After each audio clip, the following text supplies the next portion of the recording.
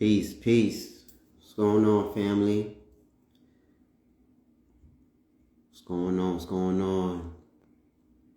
Peace, peace. If you can hear me, give me a book emoji. Just checking my audio. If you can hear me, give me a book emoji. Checking out my audio real quick. Happy Monday, happy Monday. What's going on, fam? It's been a minute. Happy Monday. MLK Day. Anniversary of Patrice Lumumba. If you can hear me, give me a book emoji. Thank you, thank you. Checking out my audio. If you can hear me, give me a book emoji. Got a special guest tonight. An author, a philanthropist, a TED talker, or a TED speaker rather. So if you can hear me, give me a book emoji. Alright. Let's see. Hope this doesn't fall. Yes, MLK Day. His birthday was the 15th, a couple days ago. Alright, awesome. Let's see, I'm not sure if he's here. What's going on, family? Happy Monday, happy Monday.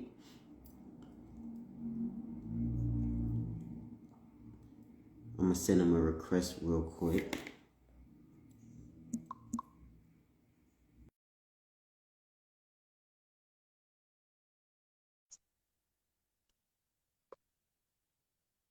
Alright. What's going on? Happy Monday, y'all. Alright, so this is episode 11. Episode 11 of DTR 360 Books. Episode 11 of DTR 360 Books. Alright. So what I want you to do first and foremost is subscribe to our YouTube channel. Subscribe to our YouTube channel. All right, we're trying to get up to 500 subscribers. I know that's not a lot, but it's a start. All right, so subscribe to our YouTube channel. All right, go to YouTube, type in DTR 360 Books, and our page will come up. Go to YouTube, type in DTR 360 Books, and our page will come up. We're trying to get up to 500 subscribers. Also, whatever podcast outlet you are on, make sure that you subscribe and follow us, family. All right. If you're on Google Podcasts, if you're on Spotify, if you're on Audible, right? A lot of people love to read ebooks. You can type in DTR 360 Books and our page will come up. All right. So make sure that you hit us up and follow us on these various platforms. If you're on Facebook and Instagram isn't your thing, make sure that you hit us up on Facebook as well. We have a Facebook page. We are growing on Facebook, and we're trying to get up to 9,000 likes. All right, 9,000. So make sure that you hit us up on Facebook. All right, go to our Facebook page, hit us up, and let me know what you think as well.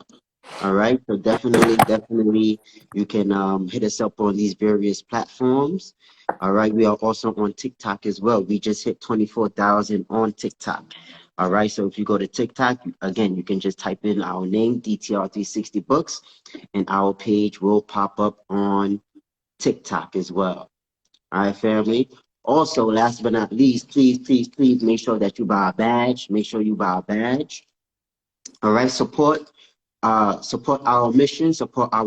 Our mission is to help increase reading literacy amongst African Black people. Again, our mission is to help increase the reading literacy amongst African Black people. And we're about to go into some statistics later on in this podcast show, outlining various statistics and reading disparities amongst African Black people. All right. So definitely you can buy a badge or two to help this podcast thrive and be successful. All right. Brother Todd, what's going on, brother? Good evening. I'm about to say good morning. That's true. Yes. Good evening. Good evening to you. I'm well. How are you, sir? I'm doing well. So real quick, I'm about to play my intro, Do your thing, bro. I'm and here. then introduce you, and then we're gonna get it started. Falling back, baby. Do you. All right, here we go.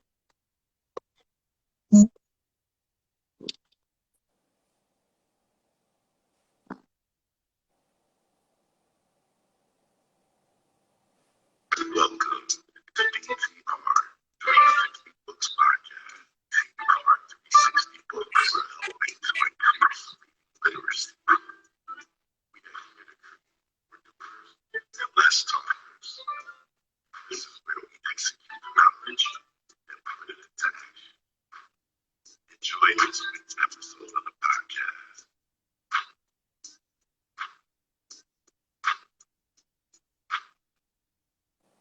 What's going on, family? What's going on? Assalamu alaikum, shalom, shalom, hotep, Islam, alafia, peace. What's good, family? Thanks for tuning in to another episode of DTR 360 Books Podcast. This is episode 11. Episode 11, man, we've come a long way. We've come a long way. Happy Monday to all, and to all a happy Monday. All right, we have a very special guest here tonight. He's an author. He's a philanthropist. He's a TED speaker. I mean, he has done it all, right? So please, without further ado, welcome me, Mr. Ty Allan Jackson, y'all. Yeah. Yes, sir. Thank you for having me. I don't have, yes. What was that, brother? I said thank you for having me. Thanks for having me on. Yes, of course. Where's your Yankee fitted, man? What's going on with that? It's never far, baby. It is never far. You know, I didn't want to cover up too much of the face, but you know what? Right. Okay. It's not only fitted, it's monogrammed, so it's got my name on there right there. So That's what's up. it's not a game. That's what's up. Yes. I know you from New York and all that, so you know I'm from New York as well, so you know Brooklyn to be exact. So awesome, man. It's good to have a fellow New Yorker here online on a podcast, and most importantly, being passionate and dedicated to education, as we need more of us Black people being in the educational system in general. There's not enough of us in the educational school system, in the authorship industry, so on and so forth. So without further ado, brother, tell us about your upbringing. I know, as I say, you're from the Bronx. Yep. Tell us about your upbringing a little bit, brother. Sure. Born and raised in the Bronx, born in 1967 to a teenage mom. My mom was 15 years old when she had me. My father was incarcerated almost immediately after my birth. So, you know, teenage mom, incarcerated dad, living with my grandparents. So, you know, it was unfortunate on paper, but I could not have had a better childhood. We had so much love in our home. My mother, despite being so young, really committed to being a mom at that age. I mean, imagine being 15 years old in 1967. You know, she understood the magnitude of what it meant to have a child, and raised me with as much love and dignity and courage as any person I've ever known to do anything great. I lived in Eastchester Projects in the Bronx. And again, I repeat, I could not have had a better childhood. If I lived in Beverly Hills, if I was the Fresh Prince and lived in a mansion, I don't think I could have had a better childhood. There was so much camaraderie and love and support and community. It was really fantastic. Lived in the Bronx for the first 21 years of my life. Then I moved to Manhattan, you know, just a short train ride away. And Harlem, Manhattan? Harlem? Washington Heights? 109th and Central Park West. So just before Harlem, like right. Okay. And then at 35, I moved to Western Massachusetts, which is where I reside now. Awesome. So when at like what age or at what point did your thirst for reading and education come about, brother? Really early. First of all, thank you for asking that question. Of course. You know, I repeat that my mom, despite being really young, really personified what it meant to be a strong Black woman. Reading and books were prominent everywhere. No matter where you went, I know the bathroom, the kitchen, the living room, books were always there. And that's one of the things that I tell parents today is that it is essential if we're going to gravitate our kids to books. Well, books need to be present. They need to be present in every facet of the home, because I would just pick up a book, just a random book just happened to be around. And that really started my path towards becoming a reader. But my mother also, because, you know, we couldn't afford a lot. And in 1967, there wasn't a lot of, you know, in the early 70s, there wasn't a lot of great television that really catered to us. So my mother would go to the library and she would get as many books as she could, and she would say for free 99. And then she would come home and she would take the books and spread them out on the bed, and she would read books to my little brother and I. And it was like watching theater right in front of me. You know, it was just, so that really was kind of the catalyst to loving the power of reading. Just my mother using books as the tool that it is for growth and love and connection. And it was that really pushed me to reading. I started reading comic books at an early age, and I would say like around 10 years old, I was reading Native Son by Richard Wright. I was reading Invisible Man by Ralph Ellison. I was reading like 10, 11 years old. Like I was just devouring these books that like I probably should have been waiting to read later on in life. But because they were always present, and because my mother always instilled the power of reading, it was just something that I naturally gravitated to. Wow, beautiful, beautiful. Yeah, I seen some comments, you know, definitely shout out to the moms, man. Because I say all the time, you know, for the people who are, you know, my readers and my, because, you know, I don't call them followers, right? I call them readers, because readers are leaders and leaders are readers. Parents, particularly mothers, they are the first teachers of the children, 100. right? And the mothers, particularly the mothers, whatever message they give that child gives to the world. Amen. So the mothers particularly play a very peculiar situation in children's lives, whether good or bad. So yeah, man, shout out to your mother, shout out to all the mothers that really appreciate and value education. That is hard to come by nowadays. Yes, sir. Amen. Thank you for that. Yes, sir. So so brother, so how did that um books, how did books being in your house all around, as you said, the bathroom, the bedroom, all over, how did that play a part in your education? Because, you know, granted, not most of African Black people have books lying around in their house, and therefore they have idle time. And right, and once you have idle time, you tend to get into trouble. So how did growing up with books all around in your house, how did that um help your education? I just want to shout out something real fast, and I apologize for taking up this time. There's a person named James Williams 3345 that just joined the room. He's used my photo in his profile picture. I have had literally dozens of fake accounts, and literally the audacity. Like this person, like literally right now, is on my page watching us right now with my picture in his profile. I don't know if you can see it, but James Williams 3345 literally has my picture in his as his icon and is following me. The audacity of these clowns to Right.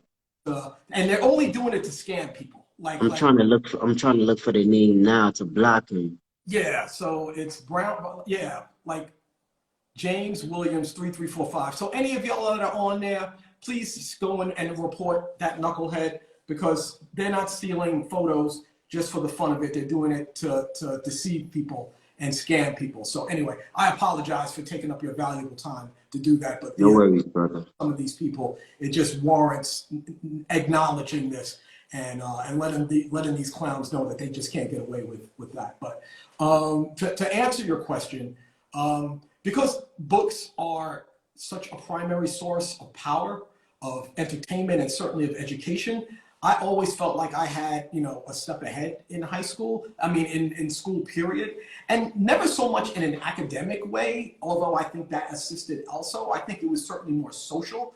because of the power that reading has. It allows you to engage with people you could never engage with. I mean, reading the biography of Malcolm X was like me having a one-on-one conversation with Yeah. Malcolm.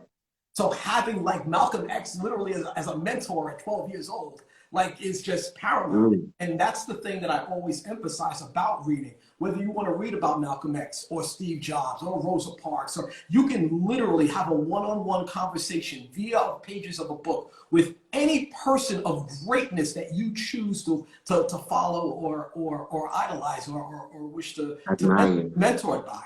That's the power of books. So having that head start of being able to be more conscious of who I am as a man, who I am as a black man, who I am as a city boy, was just really, really essential in the academic field, but much more so in the social field.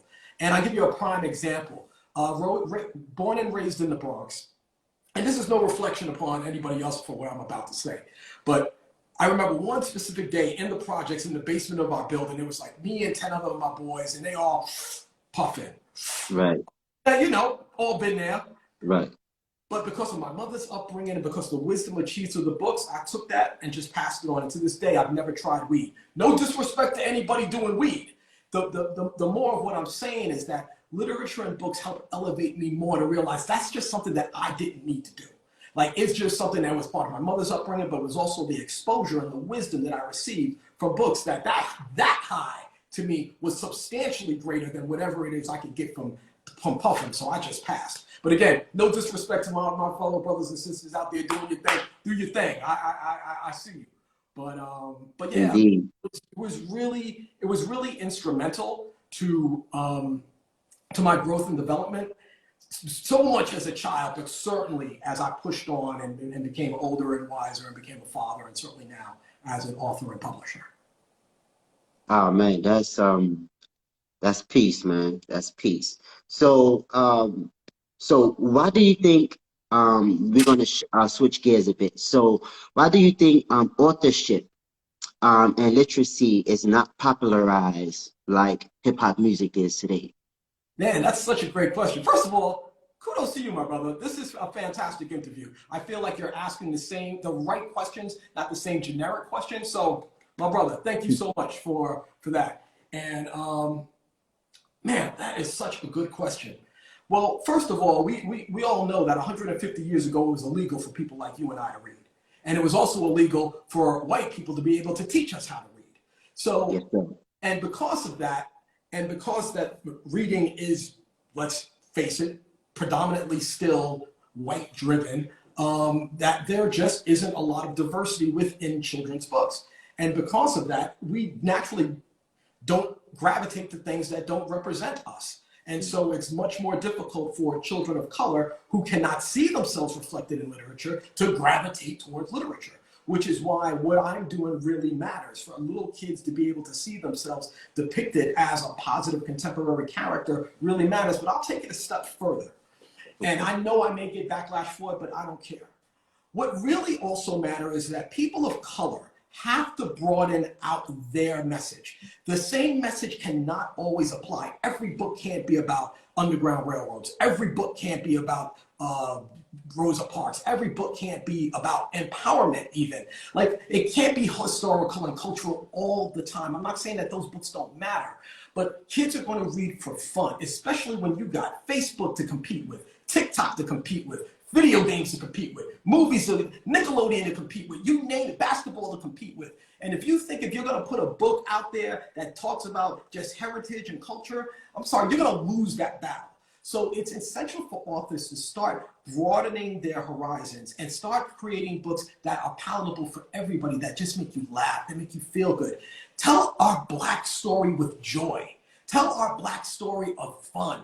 It's so awesome to be Black.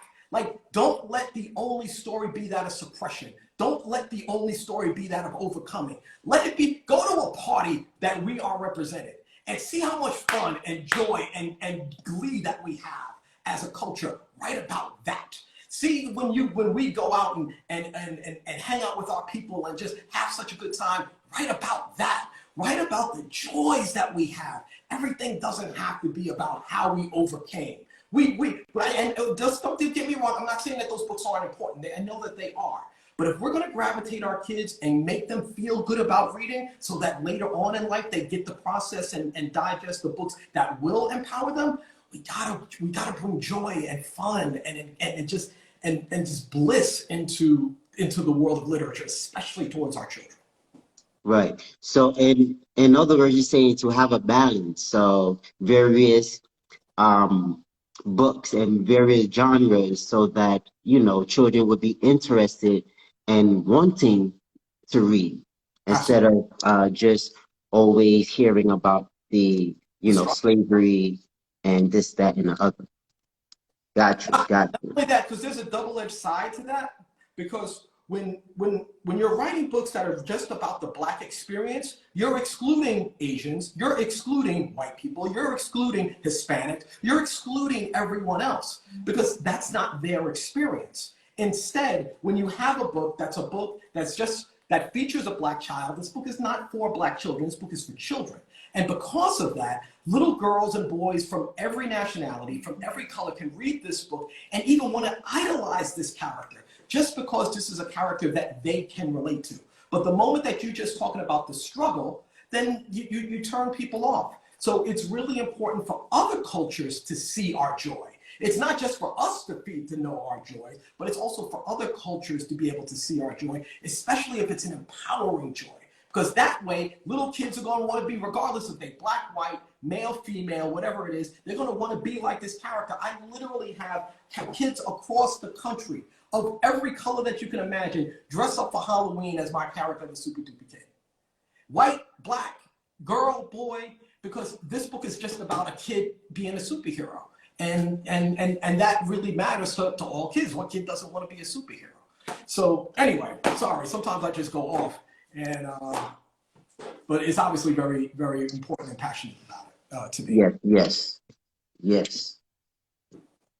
Very well. It's all good, brother. It's all good. All right, so talking about reading, talking about education. I'm sorry, my camera's messing up. No, it's all good. Mine was a mess too at first. Talking about reading and education and everything. I want to read this statistic to you real quick, right? I want to read this statistic to you. Excuse me. So it says, and let me know what you think about it. So it said in 2019, the nation's report card from the National Assessment of Educational Progress found that just 15% of African Black eighth graders were at or above reading proficiency. Just 15%. And 17% of African Black 12th graders were at or above reading proficiency. Just 17% of 12th graders, right? So now with these statistics, our junior high schoolers and high schoolers are not really ready for college if they choose to attend. Now, I think you kind of answered this with, you know, with creating, you know, uplifting and kind of a generic book to relate to all people. But my question is, what can you and I do to help increase the reading literacy proficiency rate amongst our people first? Because granted, numbers don't lie. Yeah. And so even though we may want to create books that all people can read, still our people, our children particularly, are not reading at the rate that they should be reading. That's a fact. Yep. And they still don't know their history, culture, tradition, customs, so on and so forth. What can you and I do, brother, that are into, I'm a teacher myself, so I don't know if you know, but I'm a teacher, so I'm in it. I'm inside the classrooms. So I'm not just reading the books. I'm seeing it firsthand that our children still at the age of 5, 6 years old don't know how to write their names properly.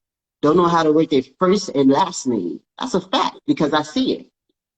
They don't know how to read properly, right? And so even though some may know how to read, they don't comprehend because that's the next level of reading, comprehension.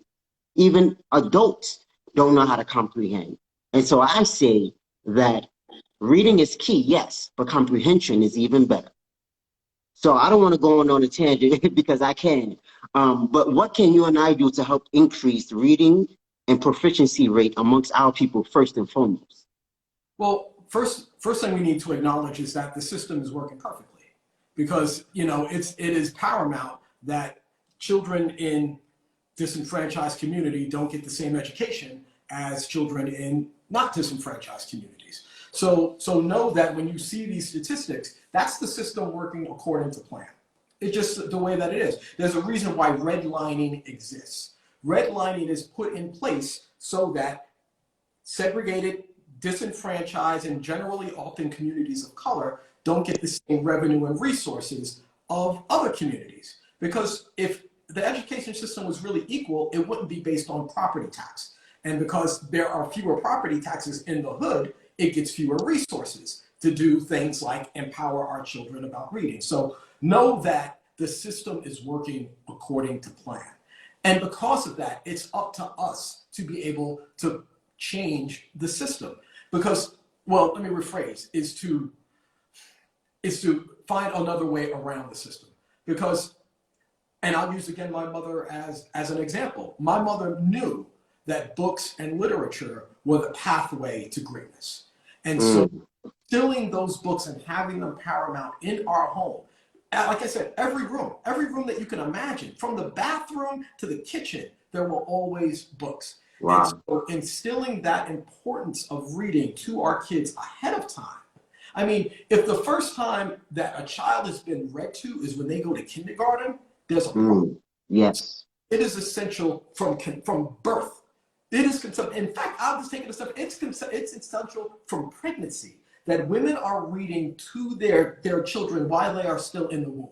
That's systematically, so not only that your child is hearing your voice of being read to, but so that you are getting into the habitual nature of reading to your child. So it is essential that our mothers are reading to their children. Listen, we are not giving reading the respect that it deserves. We are not adhering to how powerful and important reading is. There is nothing outside of love that you can instill in children that is going to benefit them throughout their lives more than instilling the importance of reading. And it is not my opinion.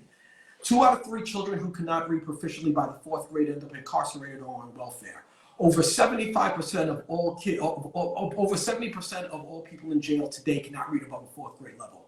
Over 80% of all kids who go through juvie can't read over a 4th grade level. Girls who can't read in high school above a 4th grade level are 6 times more likely to get pregnant. Illiteracy is the biggest issue that no one is speaking about inside this country. And no one speaks about it because we need classism in this country, and we need these people over here and these people up here. But anyway, sorry, to answer your question, we have to instill a greater passion and purpose of reading into our homes. We can't be dependent upon teachers raising and empowering and educating our children. That's, as the mother and the father of the child, the primary educator is you. When parents say to me that their child doesn't like to read, I say to them, when was the last time you read a book? When was the last time you mirrored in front of your child the importance of reading? Last time you read with your child? When was the last time you read to your child? When was the last time you took your child to a bookstore? When was the last time you went to the library?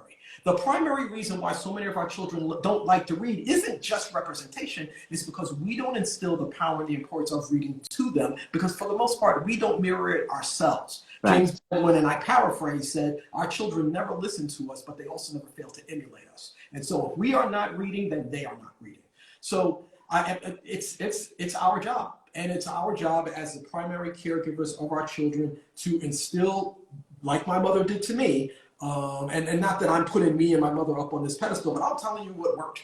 Because I can see firsthand people who did not read as a child and where they are today, and people who did read as a child and where they are today.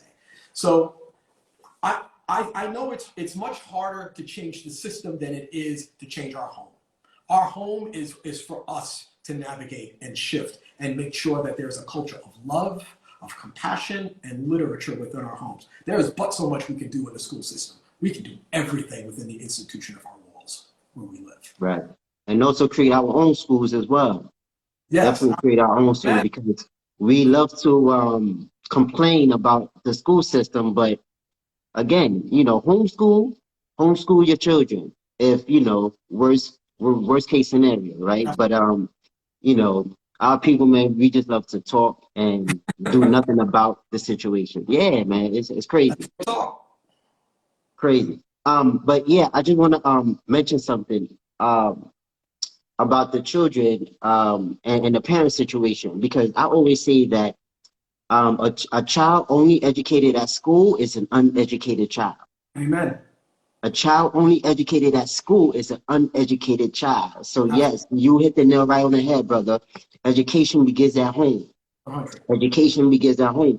We need to orchestrate and felicitate our home into an educational base, into an educational foundation, like your mother did, right? But it all starts with the parents. So if the parents are not reading, just like you said, 9 times out of 10, the child is not going to read, and the child is not going to love reading, right?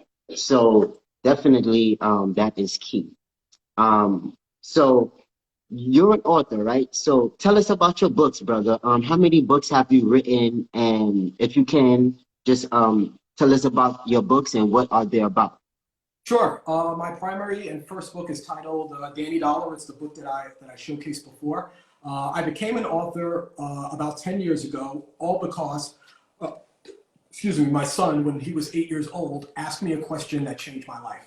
And he said, Dad, can we open up a lemonade stand? So we went to the corner of where we lived in our home here in Western Massachusetts. And in 3 hours, he made $50 selling lemonade.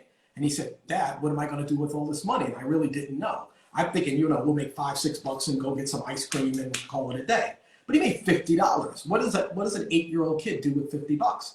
So I went to my local bookstore to try to find a book to teach my son like what to do with money and like how to expand on his being an entrepreneur. Because after all, now with his lemonade stand, he was an entrepreneur.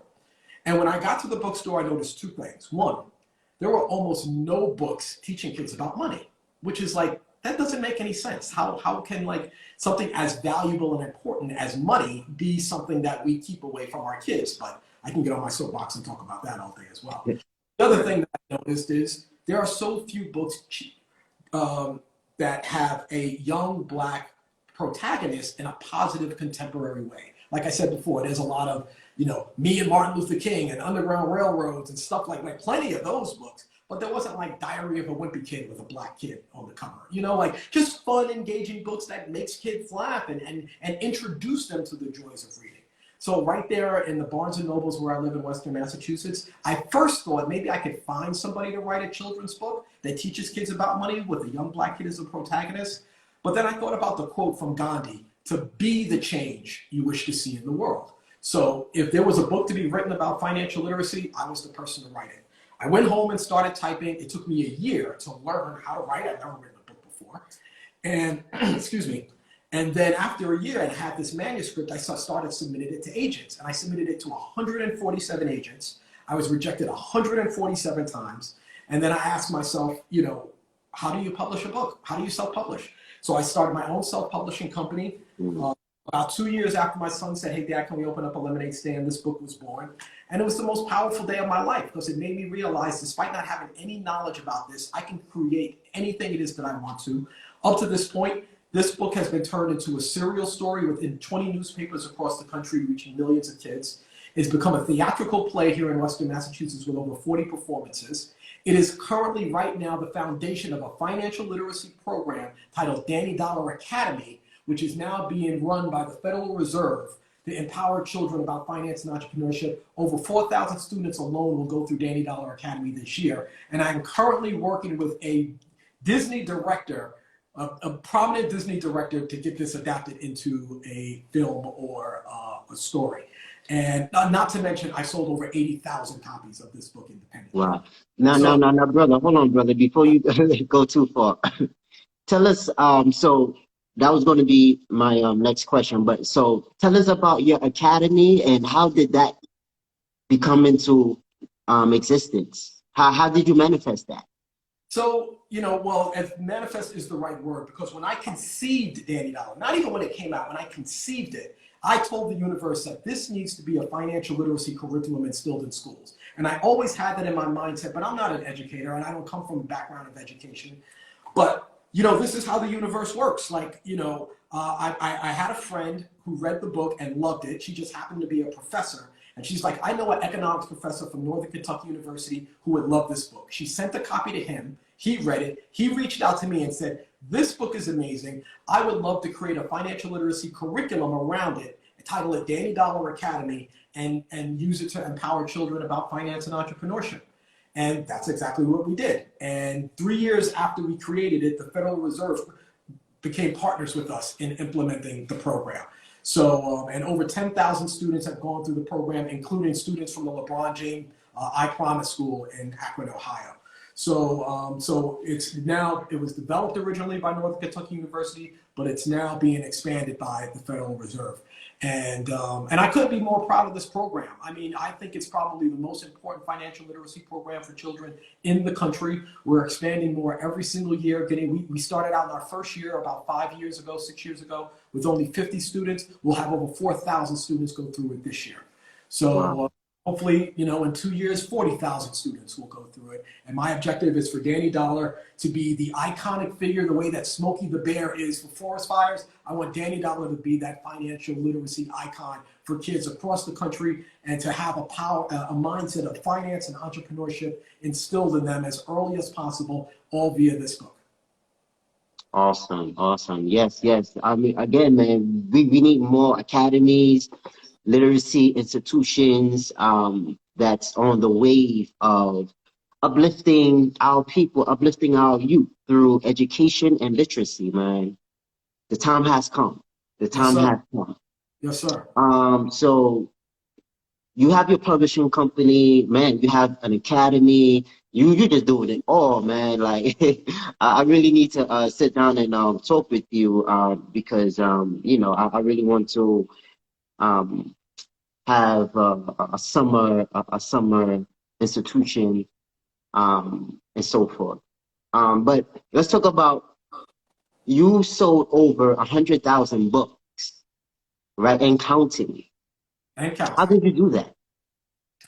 You know, it's not as complicated as you think. For everybody out there, and I'm about to let in a secret that, you know, that I usually don't disclose out publicly, but for indie authors, and for many authors in general, bookstores want nothing to do with you. When I found out really early with this book, which I thought was the greatest book in the world, when I tried to get it into Barnes and Nobles, they didn't want it. When I tried to get it into Target and Walmart, they didn't want it. When I tried to get it, then no matter what door I knocked on, no thank you will pass. And so I quickly learned, especially in big bookstores, that like they want nothing to do with indie authors. But then it hit me. What's my objective? My objective is not to get my books on the bookshelf. I don't really care about that. What I care is that my books get into the hands of children. Well, where are children? Are children in bookstores? Not generally. Usually adults are in bookstores. Right. Where are children? Children are in schools. Right. Children are in Boys and Girls Clubs. Children are in YMCAs. So I work directly with those institutions, introduce myself as an author with a book that would be empowering to them to educate their children, about their students, about finance and entrepreneurship. And I work in conjunction with them directly to empower those kids. They buy hundreds, if not sometimes thousands of books. Not to mention, my book is about financial literacy. Well, who would be interested in teaching kids about financial literacy? Banks, financial institutions, credit unions, investment companies. Just knock on these doors. I've been in sales for most of my life, so I'm not afraid to get out there and sell, especially when I'm selling a product that I believe in, that knows going to be of service. And I work with these institutions to use my book as a tool for them to push their message of financial literacy and empowerment to their children. So this is not about me selling my book. This is about them using my book as a tool to push the mission that they already have. And when you sell it that way, it makes it more advantageous for them to want to be a part of it. The very first door I ever knocked on, the very, very first door, was a small local bank. And I introduced myself and I said, I think this would be a great book to you to teach the children of your community about finance and entrepreneurship. I left it with the president of the bank. The next day, she called me and ordered 100 copies. And I said, if I can do that, just knock it on one door, I can do that on every door. And that's exactly what I did. Wow, wonderful. Wonderful. All right, so brother, we are at the midpoint of this podcast interview. So family, if you are now tuning in, thank you for tuning in to DTR 360 Books podcast. Welcome. If you are now tuning in, we have a very special guest here tonight with us, Mr.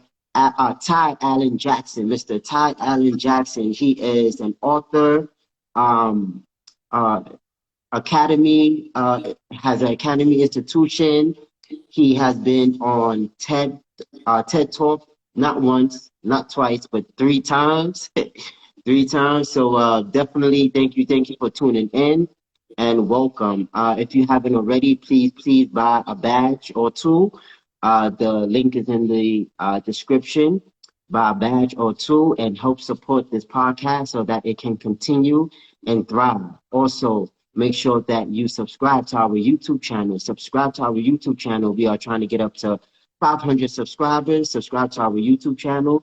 And this very podcast interview will be on various podcast outlets. So make sure that you check that out on Spotify, on Anchor, on Stitcher, on Audible, Amazon Music, Google Podcasts, iHeartRadio, so on and so forth. All right, family?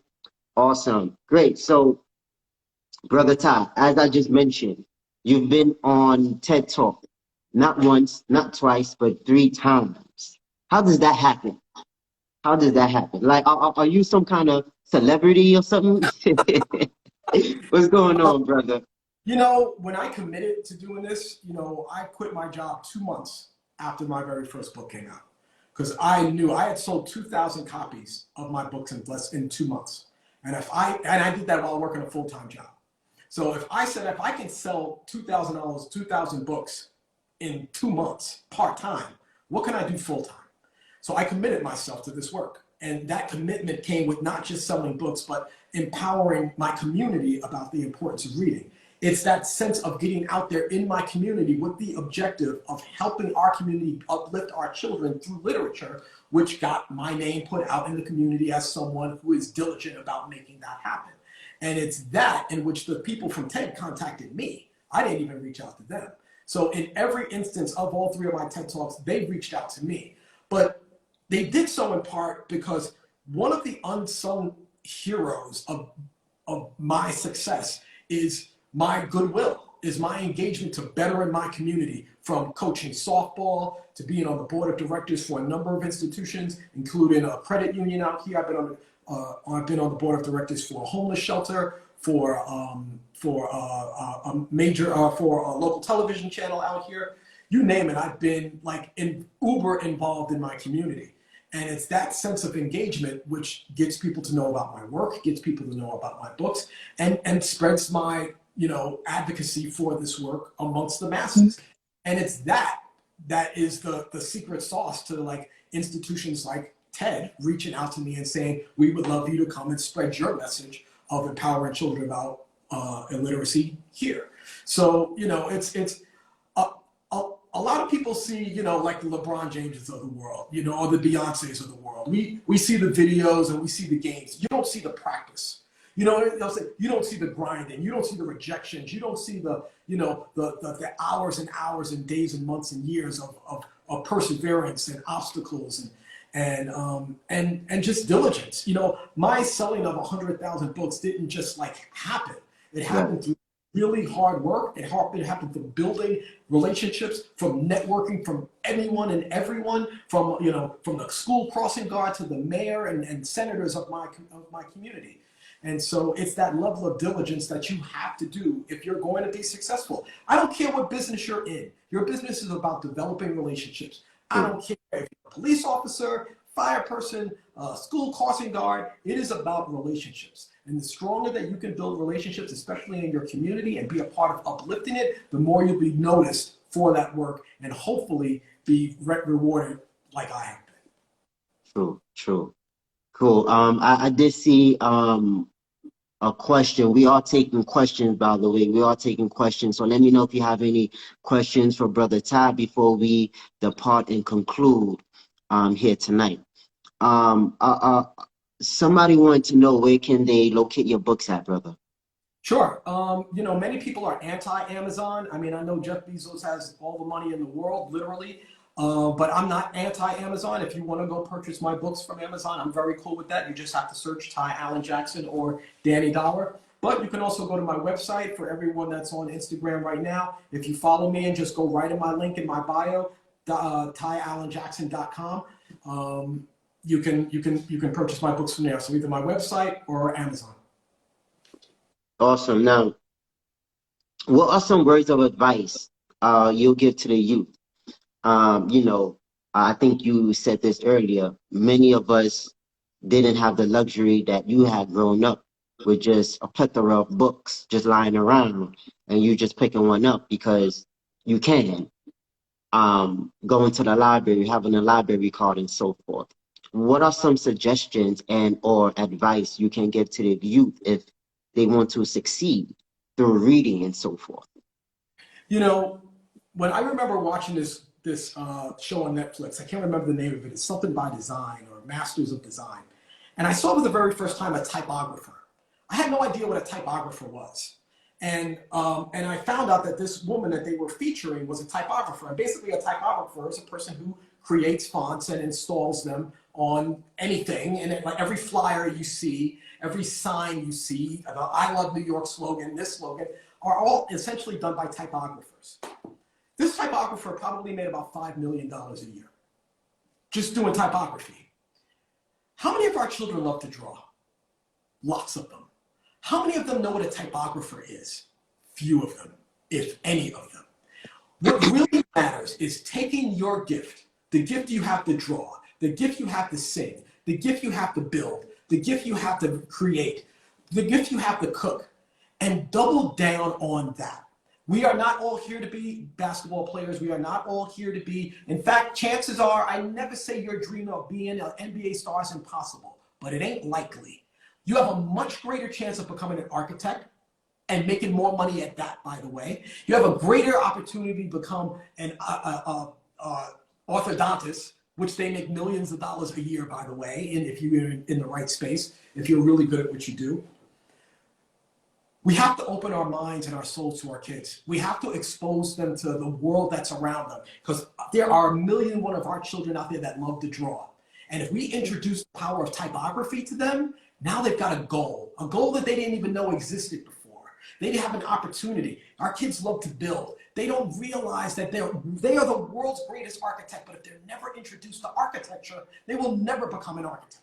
So it is essential for us as parents to introduce as many things to our kids as possible. And it's also essential for our kids to take the gift which they all have inside of them and double down on that. Don't worry about your hip hop career. Don't worry about your dance career. Those things, and I'm not saying don't pursue them, but if you really have a gift to build, if you really have a gift to engineer, double down on that. There are engineers, the minimum engineer makes today is like 120 grand a year. So like, and every kid wants to be rich, and I want you to be rich, but realize that it's your gift and your passion and your purpose that's going to make you rich, much more so than the way you can dribble a basketball. Awesome. Now what is it typography? What is typography again? That's our word of the week, by the way. Typography. Yeah. What is that, brother? A typographist is somebody, a person who masters in typography creates letters. They create fonts. They create you know, symbols and slogans and stuff like that. Like, that's what a typographer is. By all means, go and Google it. Or if you see this, I want to see what the name of the show is. It's on Netflix, and it's called Something by Design. And it shows 10 people in these fields, like this engineer from Ford, who happens to be black, who's like designs cars, or fashion designers or architects. And I love to see people in untraditional jobs be successful. And so like a car engineer, I don't know what a car engineer does. It shows you what a car engineer does. It shows you what an engineer does. It shows you what an architect does. And it showed me what a typographer was. And I never heard of a typographer before. But like the typographer that created the I Love New York sign. Like somebody did that. That wasn't just happenstance. It was like the New York Department of Commerce or whatever, I can't think of the name, hired a marketing company who hires the typographers to create that. And that person probably who created I Love New York probably makes $1 gazillion every time that thing is sold or said. And so like knowing that these jobs exist is paramount to our kids becoming the greatest versions of themselves. But it's our job as parents to introduce it to them. Because right now, somebody who's on this call has the world's greatest architect that will ever live in their home right now. But if they never introduce them to architecture, they will grow up to be something else. And that's a disservice to all of humanity. Yeah. I mean, not even that. Children, most children tend to show their talents at an early age anyway. That's And right. so upon that, it is also fitting that for parents to help enrich those talents. Because, like with me, like I think you said it earlier, I teach first graders. And so like most of them are brilliant at painting and drawing, man. They could draw. Like I have one student, that's all he does all day, just have his paper head down and he's just drawing things. Sometimes I gotta tell him like, yo, chill, man, just take a break.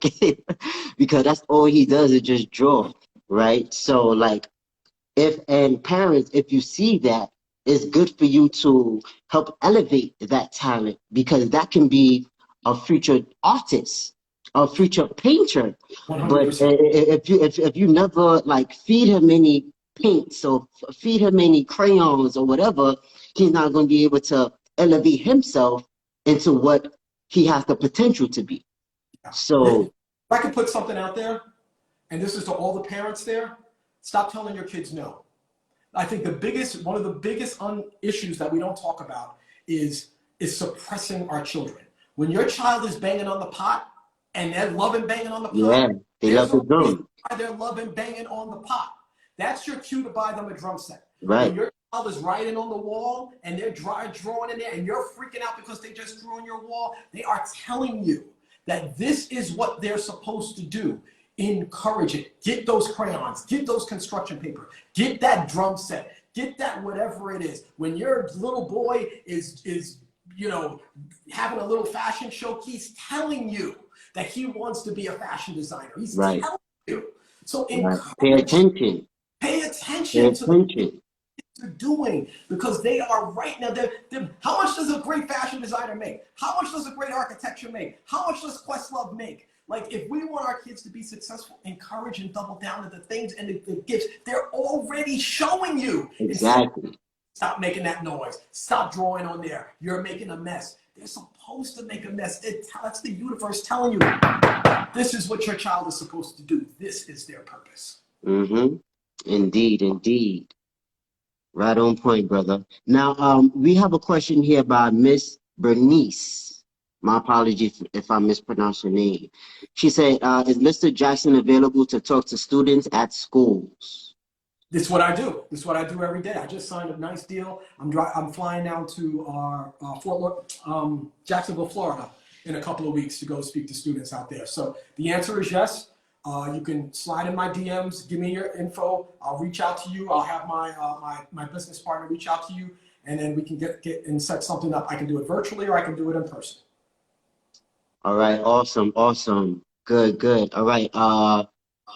And then I think there was another one that said, what is the title of your book? But you have many books, so I do. yeah. So, all right. So Danny Dollar, Millionaire Extraordinaire, The Lemonade Escapade, teaches kids about finance and entrepreneurship. Super Duper Kid Part 1, just a classic good versus evil superhero story. Super Duper Kid 2, the sequel to that book. These books are mostly, there are like just a few illustrations within the pages. I wanted it to feel kind of like a comic novel. I have a picture book titled You Are Amazing, I Am Amazing. I have another picture book titled When I Close My Eyes, about a little girl who uses her imagination to take her to faraway places. And my most recent, these are all self-published under my label. My very first published book is my second Danny Dollar book. It is titled Make Your Own Money, How Kids Can Earn It, Save It, Spend It, and Dream Big. Not only does it teach you what is money. I know it's read backwards there, but it also teaches you, I'm sorry, give me a second, for kids, how to earn it, save it, spend it, and dream big. And it's not just a book, it's also a tool, because in the back of it, there are worksheets where kids can create their own business plan. They can also create a list for their budgets of expenses and profits. Okay. And, so that's more for like teenagers. more for like give you needs and wants. So I would say this book is probably for 5th, 6th, and 7th graders, like higher elementary, early middle school, where my first $80 book is probably for grades 3, 4, and 5. Oh, brother, I would love to. I think I have the Danny Dollar, but I've seen a couple other books I would love to have as a part of my inventory. Yes. Yeah, man. I got you. Just slide in DMs. Give me your address. You wholesale, right? Say it again. Do you wholesale? Of course, yeah, 100%. Okay. I have places across the country, so yeah, without question. Right. Because yes, we are a bookstore, and 99% of our books are by African Black authors. All right. Word. Yeah, me. Yes, sir. Hey, man. So it's been a pleasure, family. If you don't have any more questions, and if you are now tuning in, you can see the full interview on our YouTube channel, DTR 360 Books. You can see the full interview on our YouTube channel, DTR 360 Books. Brother, any last words before we conclude? First of all, thank you to you for such a really engaging interview. It's one of my best, favorite ones so far. Thank you for everyone that's listening and watching. And I just can't emphasize this enough. Outside of you loving your child, there is nothing that you can instill in your children more that is going to empower them throughout their lives than the gift of reading. There is nothing. And it is, in my opinion, statistics prove that if your child can read well, they will achieve well. And if they cannot, they will not. It's as simple as that. So if you really love your child like I know you do, and you want to make sure they eat right and get plenty of sleep, part of their health and well-being and welfare is making sure that they read. Exactly. I say that all the time, man. A reading people is a rising people. Love that. A reading people is a rising people. So if you want to rise, family, let's read. Let's read as much as we can. All right.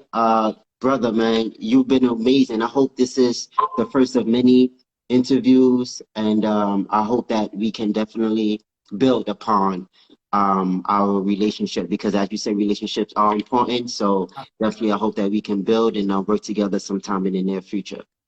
All right. It's been a complete pleasure. Thank you so much for having me. All right, well, there you have it. Thank you, family, again for tuning in. Don't forget to subscribe to our YouTube channel, DTR 360 Books. And if you're not following Mr. Allan Jackson, you can hit him up on IG, Ty_Allan_Jackson, right? Yes, sir. You got it. Awesome. Awesome. All right. Thank you, family. I'll leave you as I greeted you. Assalamu alaikum. Shalom, shalom, hotep, Islam. Alafia. Peace. You are.